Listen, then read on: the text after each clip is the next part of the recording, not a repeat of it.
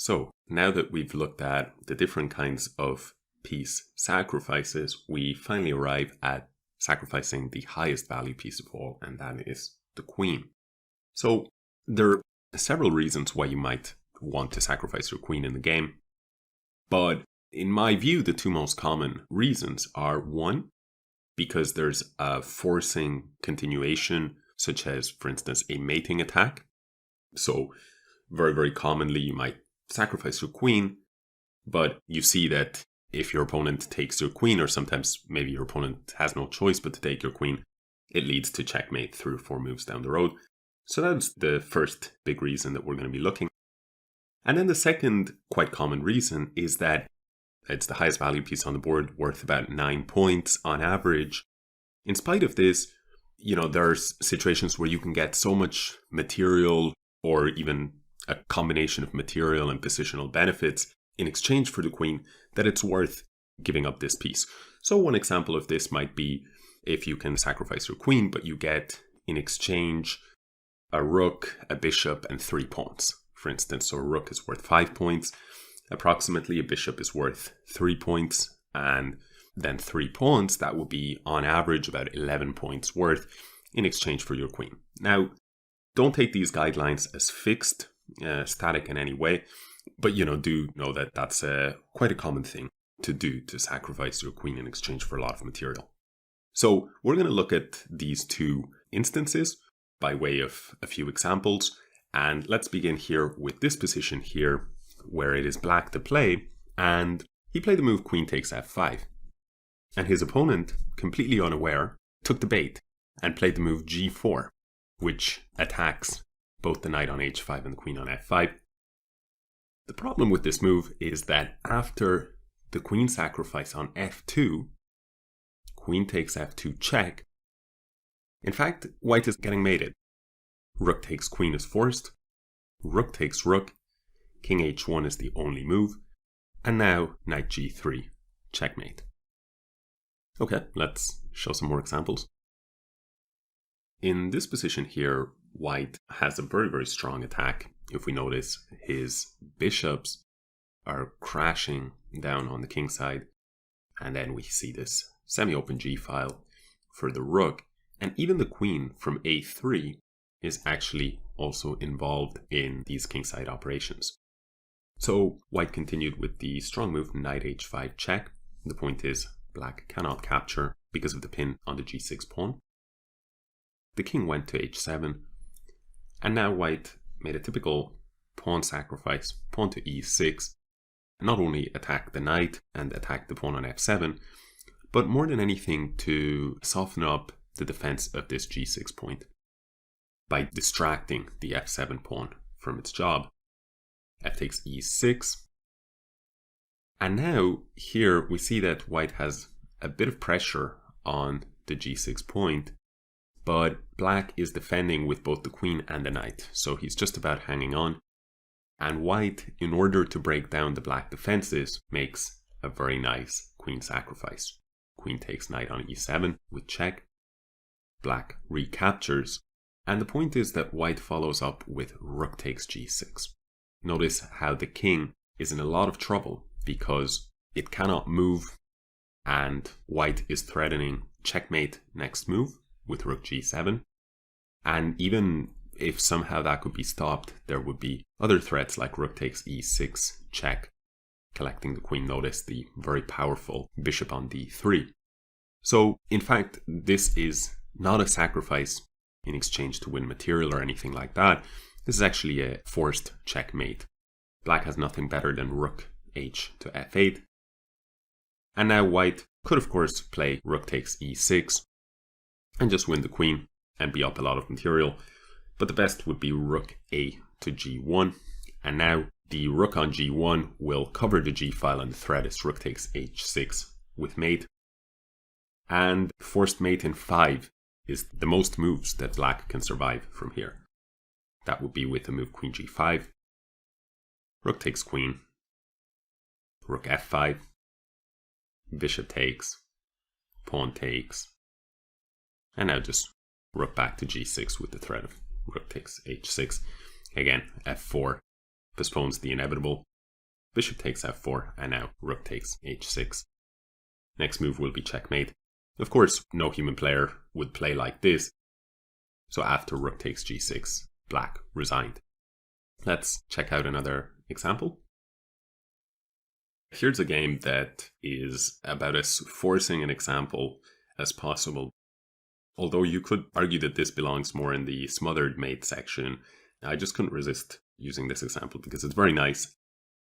It's actually taken from a game played between two world-class players, Alexander Grishuk and Ruslan Ponomaryov, and it's a little unusual to see this kind of checkmate at such a high level.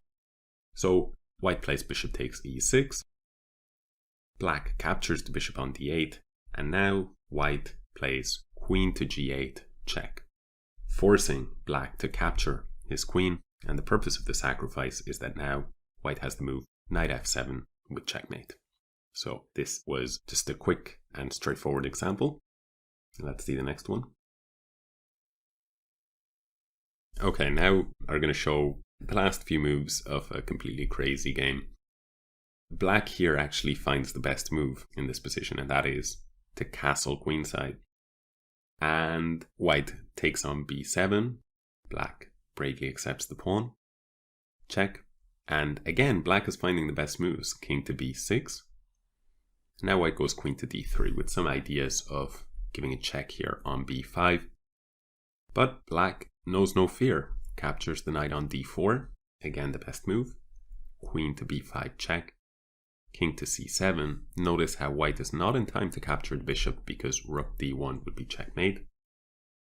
White gives this check, but actually his position is already losing. Now black steps onto d6. It would have been best to go to d8, but still, after king d6 is probably still winning. Now white should have played the move bishop to f3. That would have put up a fight. But he made a mistake. He played the move knight to c3. And this allowed black a very nice queen sacrifice, immediately finishing the game. Feel free to pause the video if you'd like to try and come up with the answer yourself. So the move was queen to f2, check. Offering a full queen, it must be accepted. King takes queen. And now rook d1 check. This was the point, setting up a discovered check on the king, and the rook actually controls the last rank for the king. The bishop and the pawn are combining to deprive the king of the remaining squares. The only move white has is bishop to e3, which is what he played. But after bishop takes e3, it's actually checkmate. Very nice mating pattern using the two bishops, the pawn on f4 and the rook on d1. Let's move on. This game, it was actually such a short game. It was under 10 moves that I've decided to just show it from the start. White played the move e4. Black responded with e5, f4, king's gambit, bishop to c5, knight e2. Don't copy too much from these players. This was kind of back in the day when opening theory was not as evolved and people were playing these, somewhat sketchy moves like knight e2. Nowadays would be considered very poor. Even the king's gambit is largely out of fashion. It's considered not to be as objectively correct an opening as other choices. So queen went to f6. A sneaky idea, if pawn takes e5, then queen f2, or indeed bishop f2 will be checkmate. White played c3, knight c6, g3, knight h6, bishop to g2, knight g4, targeting that vulnerable f2 point. White played rook f1, which was actually a mistake. Here he needed to have played the move pawn to d4, because only in this way would he have gotten rid of that pressure on f2 and gotten a good position. The point is that after pawn takes d4, if he were to capture c takes d4 and exchange everything, well, in fact, black has one more piece than he does on d4. But the point is that he would have the nice in-between move, pawn to e5. Attacking the queen would step back, and only then c takes d4. And white would have had a very strong center and been very happy. What happened instead was that white played the move rook to f1. Knight takes h2. Now he took on e5. And this was a big, big mistake. White presumably figured knight takes rook is not an option because pawn takes queen. But black sacrificed his queen. Queen takes rook. Bishop takes, and the point is, after knight f3, it's a rather unusual but very nice checkmate. Okay, so you guys hopefully have a good idea of the different ways in which you can sacrifice the queen for a checkmate. Let's take a look at one more example of a beautiful queen sacrifice for the purposes of a mating attack. And then afterwards, we'll look at a couple of examples of sacrificing the queen for reasons other than a mating attack.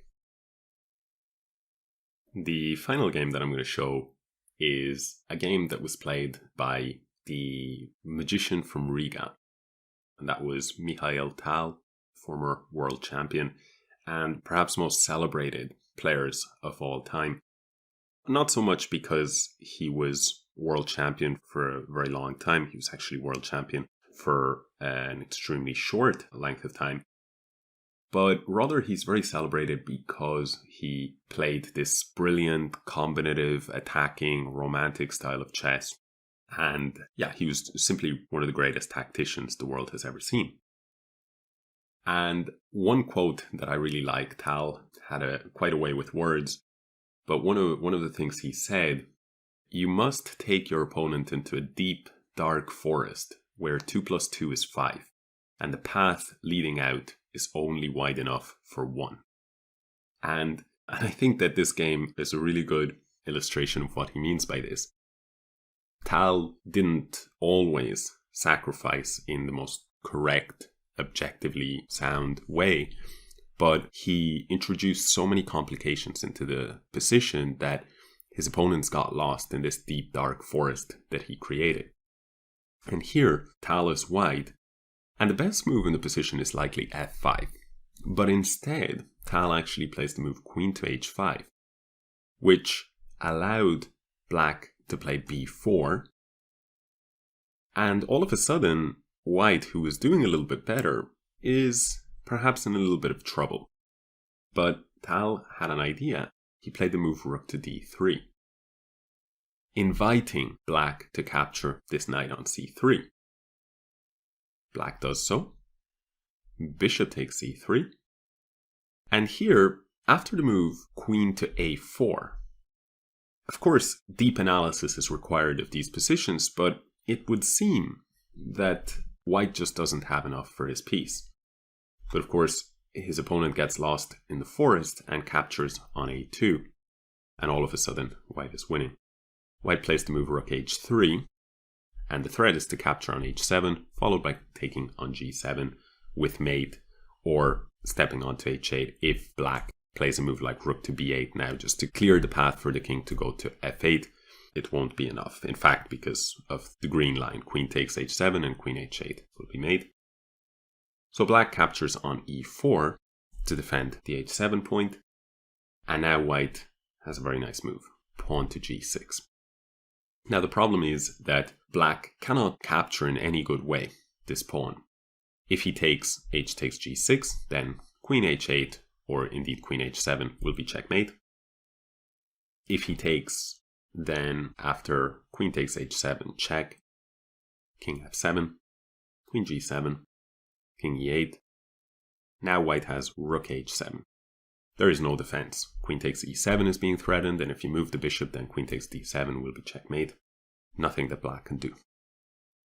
So in the game, black captured with the bishop, and this allowed Tal's beautiful queen sacrifice. Queen takes h7, check. Bishop takes queen, and rook takes g7, check. King h8, and rook h takes h7 is mate. So I hope you enjoyed that game from the magician from Riga. Now we will look at a couple of examples of a queen sacrifice without checkmate, just to wrap up this section. So this game was played in 1964 between Yefim Geller and the former world champion Boris Spassky. And here, Spassky with the black pieces had a very nice idea against the move rook to c7. Instead of, let's say, moving his queen, if he were to play a move like queen d8, it would be a total disaster because bishop takes g7 and the black position collapses. Instead of this, black had planned a queen sacrifice. Queen takes rook. Bishop takes rook. And now we see that black only has a rook in exchange for his queen, but after bishop e3 check, king g2, he now will win the knight on d2. So now it's a rook and a knight, which is about 8 points worth, in exchange for the queen. But what else does he have? Well, he has an attack on f1, so white must do something about that. Rook takes, rook takes. And now we see that he has the threat of bishop e4 check, which will bring black's last piece circling around the white king. Notice the bishop and the knight are already having a big influence on the king side, as well as, of course, the rook on f8. So white played the move bishop takes d5 to be prepared against bishop e4, but now rook f2 check. There is no good square to go to for the white king, because if he steps to g1, then rook f1 will be a double discovered check. Notice the bishop on e3 will also be targeting the king. And this is just completely losing. If the king steps to h1 instead, then rook f1 check will also pick up the queen. And therefore, in the game, Geller went king to g3.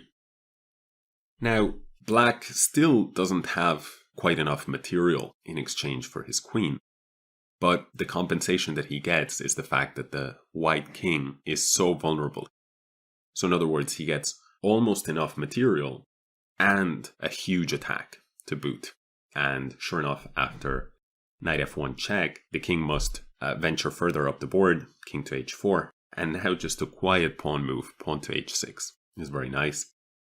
Bishop g5 is the threat of checkmate. So white played bishop to d8 to prevent this, and now black can actually win in various ways here. Black in the game played the move rook to f8, and the point is that he is threatening bishop f2 checkmate, and there's nothing really that white can actually do. If he plays, let's say, a move like pawn to g5, then simply bishop f2 check, king must go to g4, and now pawn h5 will be checkmate. So, in fact, after rook to f8, Geller resigned. Now, the checkmate could be avoided. White could play a move like queen to e2, but after bishop f2 check, white would have to give up his queen just to prevent being checkmated. So there was no point in this, and white resigned. It's important to notice that oftentimes, if you sacrifice your queen, but you get a really, really strong attack, in order to fend off your attack, your opponent may have to give you a lot of material, sacrifice a lot of material back.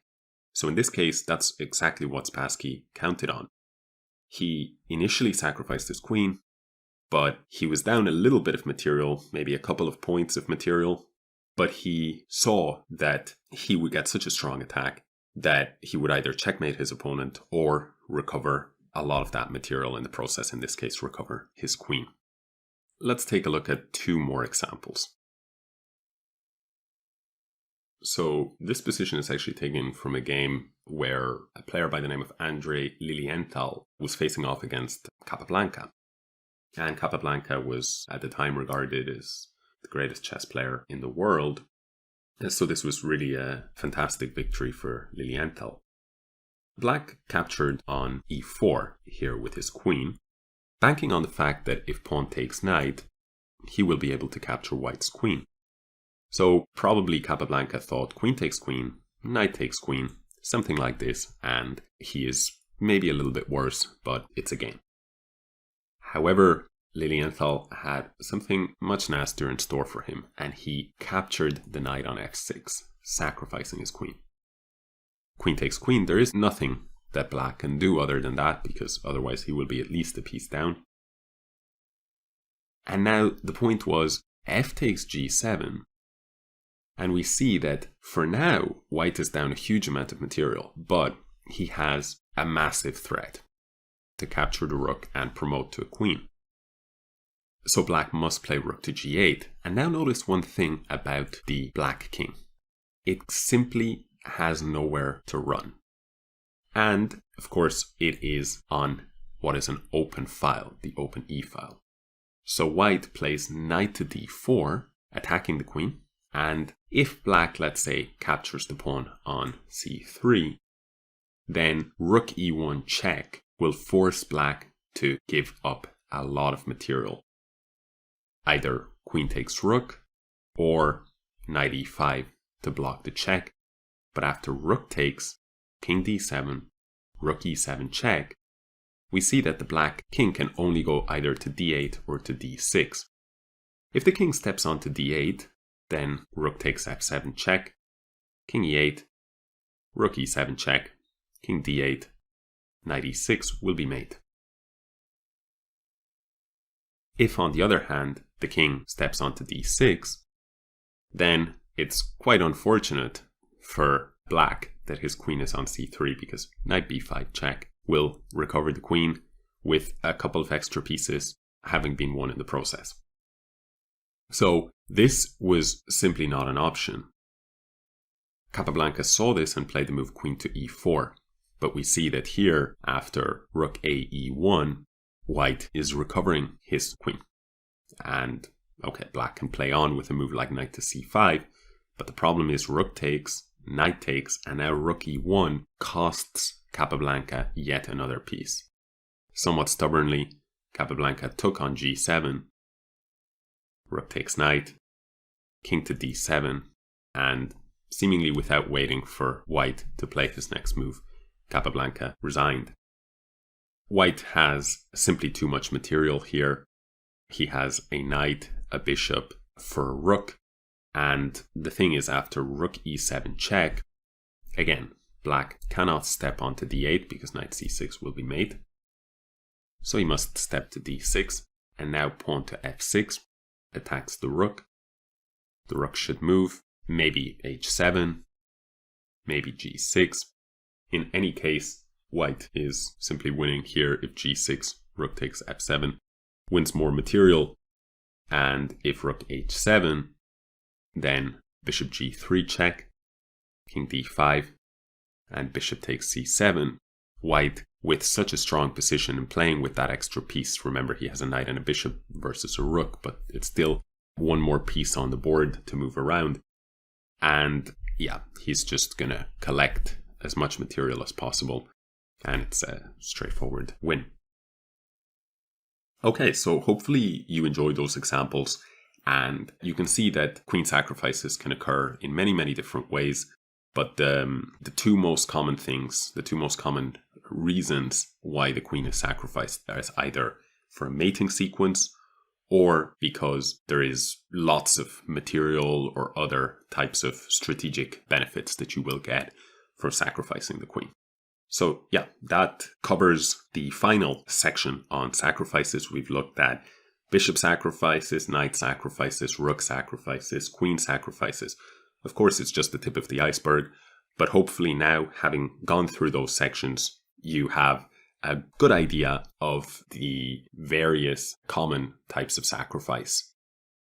So, I hope you enjoyed it, and I'll see you in another section.